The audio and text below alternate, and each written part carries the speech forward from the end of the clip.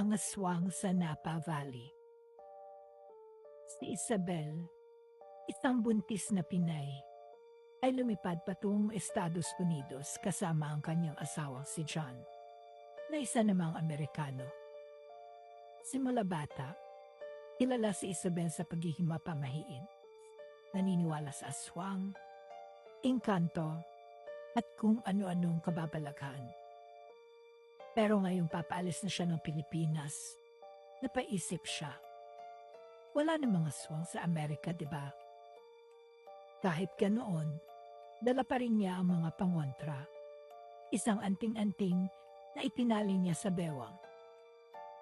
Bawang, luya, asin, at ang pinakapaborito ng kanyang lola, ang lubikan. Halamang amoy luya na malakas daw na panlaban sa masasamang espiritu. Isabel, huwag mong kalimutan yan, bilin pa ng matanda. Lalo't lalaki ang anak mo, malakas ang amoy ng dugo niyan sa mga nilalang na yun. Pagdating nila sa Amerika, tila nawala ang takot ni Isabel. Maayos ang kanilang bahay, isang malaking lumang property sa gitna ng Napa Valley, California. Napapaligiran ng mga matatandang oak trees, tahimik, payapa. Walang mga aswang, wala siyang dapat katakutan. O, yun ang akala niya.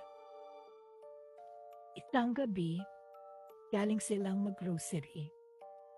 Habang papasok ng garahe, napansin ni Isabel ang malaking anino sa puno sa may porch. Para bang may malaking ibon na biglang lumipad. Pero ang sabi ni John, "It's just an owl, honey. They're coming here." Umiti si Isabel, pero sa loob-loob niya, kumabog ang dibdib. Kasi sa Pilipinas, hindi lang ibon ang lumilipad sa gabi.